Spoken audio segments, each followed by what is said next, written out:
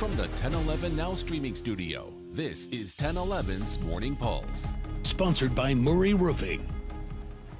Good morning. This is Craig Allison with your Morning Pulse for Friday, September 12th. Our first story this morning on the national side, and breaking into our newsroom just this morning, President Donald Trump has announced that the suspect in the Charlie Kirk killing has been captured. Trump said, quote, "With a high degree of certainty, we have him." In a live interview on Fox News Channel this Friday morning, Trump said a minister who is also involved with law enforcement turned in the suspect to authorities, saying, quote, "Somebody that was very close to him said, that's him." This comes just after federal investigators and state officials yesterday released photos and video you can see here of the person they believe is responsible. Kirk was shot as he spoke to a crowd gathered in a courtyard at Utah Valley University in Orem. Again, this follows after two other suspects were also apprehended, so this is a developing story during this week's breaking news. So be sure to stick with us at 1011 Now for more updates as they come in. Second story, going to the local side, Governor Jim Pillen's administration will not be participating in the state legislature's Urban Affairs Committee's upcoming interim study. This study will examine the potential building code issues related to the proposed McCook ICE detention facility. The director of the governor's policy research office said in part of a statement, quote, "The Urban Affairs Committee does not have proper jurisdiction nor the subject matter expertise to examine these issues." A hearing is set to take place today at the Capitol, and we have a reporter at the Capitol this morning covering protesting that it's happening. Be sure to stick with us at 1011 Now for more updates on that as well.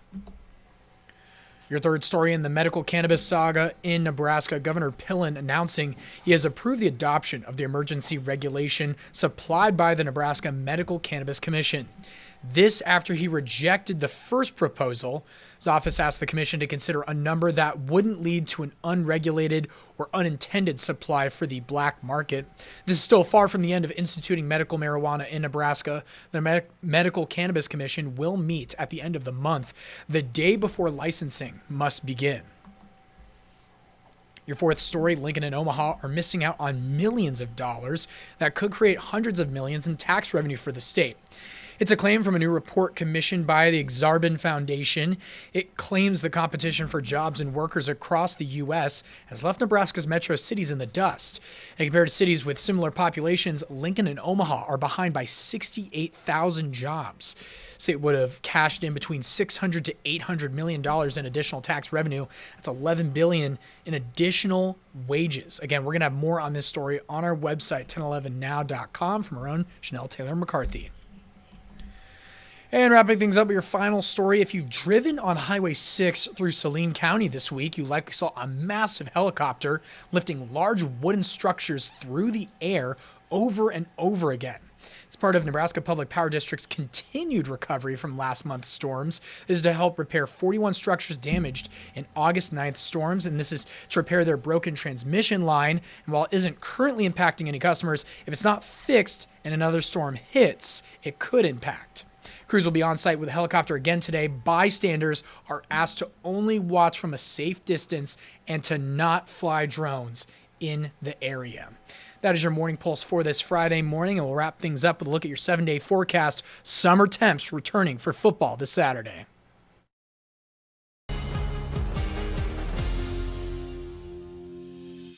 You've been listening to 1011's Morning Pulse. Watch, listen, stream on the 1011 Now app, on YouTube, or wherever you get your podcasts. Sponsored by Murray Roofing.